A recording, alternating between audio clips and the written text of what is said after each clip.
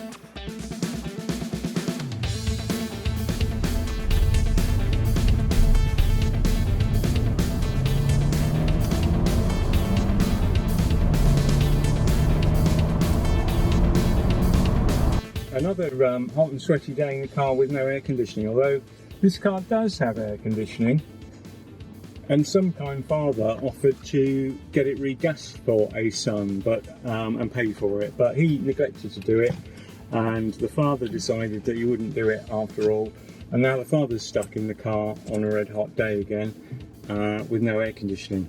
So back in the very early 90s I had an Citroen AX GT, which I loved. I loved that car. It was a black and red one like this, although that isn't my car sadly. And it was just a great car, and I remember it very, very fondly. It's very chuckable, lots of fun, seemed really fast at the time. I'd convinced myself that it was a 100 horsepower car, but on looking more recently I learned that it was 85 horsepower. It was a carburettor car as well, I think. I don't think it was fuel injected. And I just loved it. And actually, more recently, as you get to a stage in life where you want to sort of relive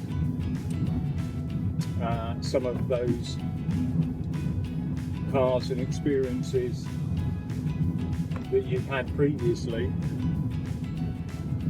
I've learned that they're really going for some very solid money now. I saw one, I think, sell for £5,000 recently, so it was quite a low mileage car. It was about 30,000 miles, so we've clearly been locked in a barn somewhere by the sound of things.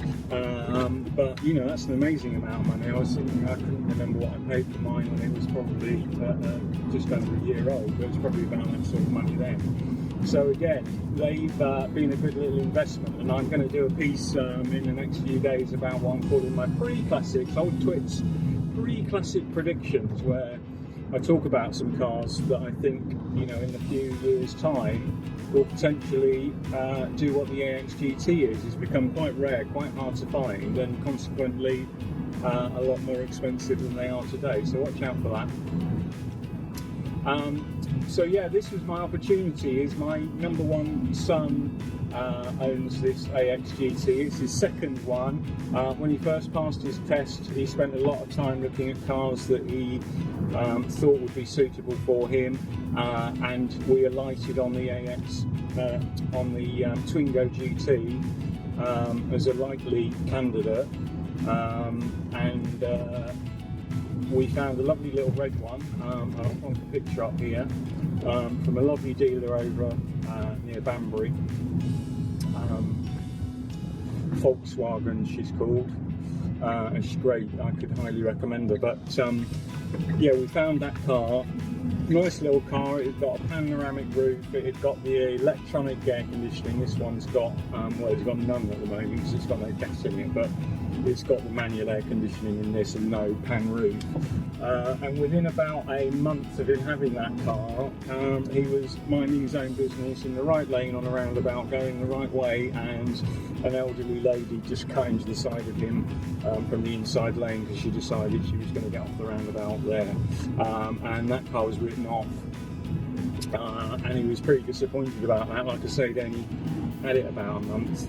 And by coincidence, pretty much the same day that the insurance company wrote it off, I saw an advert pop up for this one, which is pretty much the same car, except in silver, and except without the pan roof and the electronic air conditioning. But other than that, the same car pretty much. So I ran over there the same day and shook the guy's hand on this, and so Twingo GT number 2 arrived.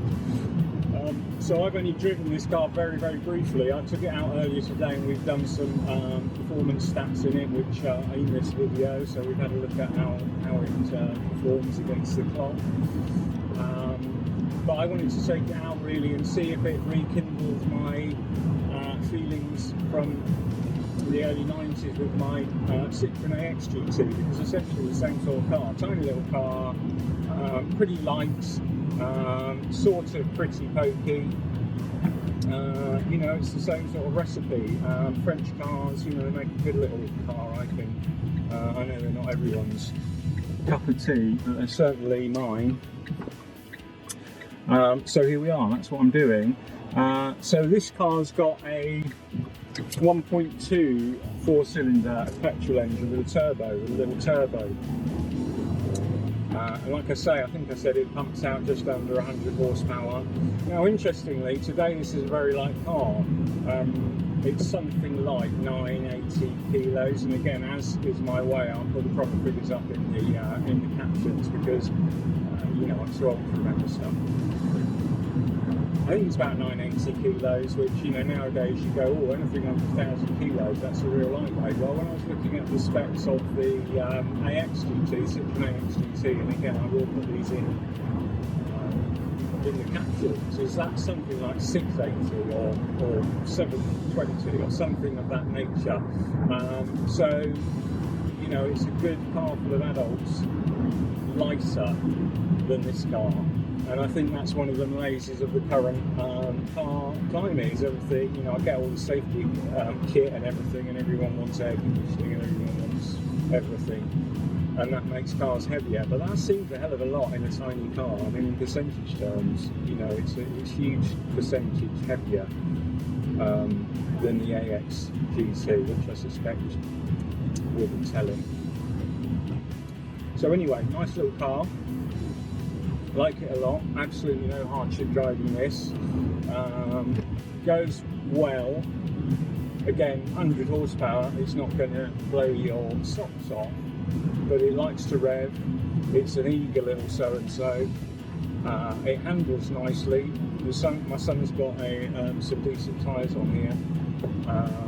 And he had those fitted, and they really have helped because it had Chinese economy nonsense on there before. So that's been a big help. So it handles really well.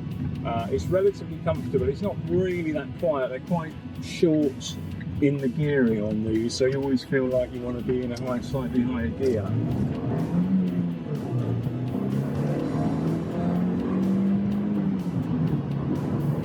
But she revs cleanly and it keeps going. You know, it just pretty much keeps going to the red line, which is just at 6. So it's got that essence of the Citroen AX GT of you're always going quite a lot slower than you feel like you go, which is a great thing generally, you know, because you're having your enjoyment at equal speeds. And, you know, you don't have to be breaking laws and being totally antisocial to get a bit of adrenaline flowing. So it's certainly got that vibe to it. It's a nice little thing inside. You can get 4 people in here. The back seats slide forward and backwards. The boot is pretty tiny. I'm I'm obviously a changed person since I had that little car, but I would say that it nearly is. I think in performance terms you've got the same sort of performance as you get from the AX GT. It's got the same sort of eagerness that makes you want to drive it, you know, quite hard all the time, which is fun. Seats are comfortable-ish. If the air condition worked, I'd be perfectly happy in here. So it's a nice little car. I think the burning question, obviously, the point of this video is it a successor to the AX GT? Well,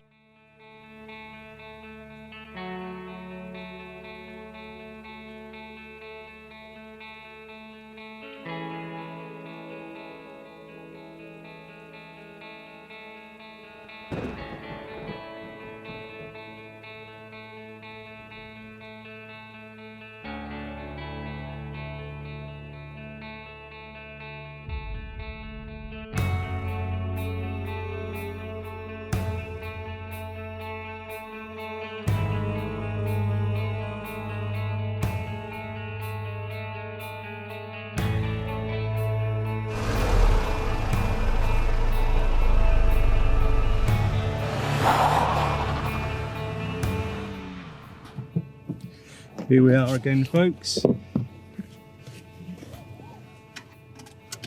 Renault Twingo GT, just under 100 brake horsepower from a 1.2 turbo. We'll give it a little run and see where we get to. A bit too much wheel spin, I'm afraid. Oh baby. There we go. Oh, 10.65. The other tech's not going to like that, but I got too much wheel spin. So I'll turn round and have another little crack at that. 16.42 though on the quarter mile. So he'll be pleased with that, but not with the 0 to 60. Much better getaway. Much better. Come on, baby. Oh, I'm not going to do it. It's not going to do it. Good start. Change up a tad earlier might help. It's a little flyer though. Wheels far. 10.4. 17.2.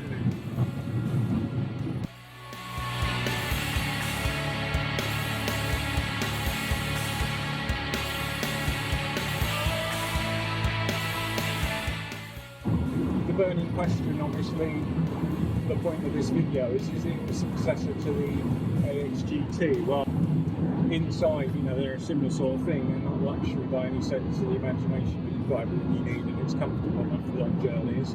Again, the AX GT was quite low geared, so you always feel like you've got a bit of punch when you stick your foot down, which is nice. And there's probably two things that don't quite measure up, in my memory at least. Obviously it's been over 20 years since I drove the Citroen. But the steering's got a very strange, overly aggressive, self-centering action to it. So when you're in a turn, it's always like it's wanting to twang its way back to the centre. Now, in the Peugeot 306 video I did, which is here, I talk about how steering has changed on cars over the years and how now the assistance is not as good in my mind as it used to be, and this is a case in point. I can't even remember if the AX GT had power steering or not. I will look it up, but that had very nice direct steering, and I think that can make or break a car. This has got rubbery steering. The self-centric feeling is a bit disconcerting for a while.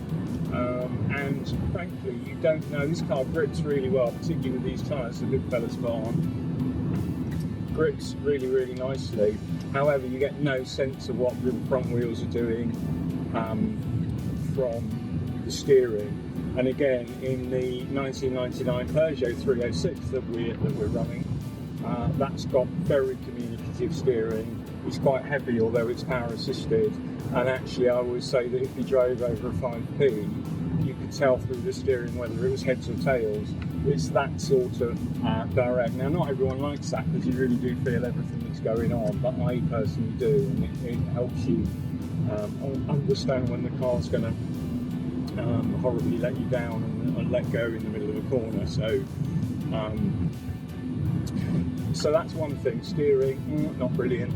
The other thing is, you can tell with this car, as the AX GT was, it's very short wheelbase, and it's unusually for a French car. It's quite it's not really a stiff ride. It's more a very bouncy ride. It's like it's quite bouncily sprung, if that makes any sense. And I don't think, again, I think the AX's suspension, again from memory, was a bit more compliant. I mean, what this doesn't really do, it doesn't roll much, so it's quite neatly controlled, which is good.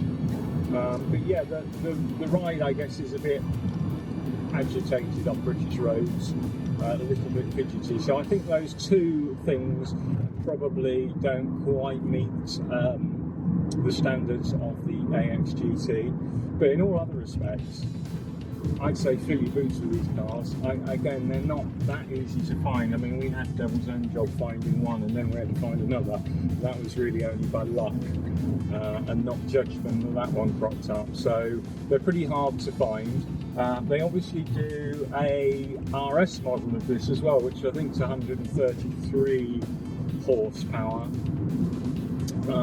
And that's a 1600 engine, I believe, from memory. I'd say, frankly, I don't think they'd be a lot faster than this. I'm sure on paper they are, but I think in the real world, a bit like the Golf GTI and the Golf R, is that extra heaviness doesn't do a car any favours. So I'd probably not bother with that, although they do look quite nice. They've got some big flared wheel arches, and they've got, I think they've got nicer sort of Renault sport seats and what have you. But for me, I'd go for the money. And I think, again, probably a year and a half, nearly 2 years ago, we paid, I think, a couple of grand for this. Now, I guess 1,200, 1,500 quid's probably going to get you a decent one. And I think, particularly like my son, for his first stroke second car, as explained, a guy who likes cars, works in F1, loves engineering, likes driving, great little car, relatively cheap to insure, although the amount they pay for insurance makes me absolutely shudder. But relatively speaking, cheap to run. He's changed the cam belt on this. So I think it's a great little car. So if you've got someone who's 18, 19, just passed the test, wants something that's a bit different, goes pretty well, but they can afford to run it, look no bloody further, I'd say. Great little tool. I'd perfectly happily run around in this, and in fact I might do at some point, because he's got his eyes now on a bigger prize, and I'd be absolutely perfectly happy to do it, let me tell you. No problem at all. I'd get the aircon regas, that's the very first thing I do.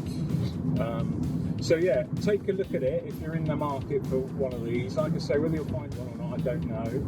I'll have a little look on eBay for you, and the normal suspects, Auto Trader and what have you, and show you what's around. But yeah, great car.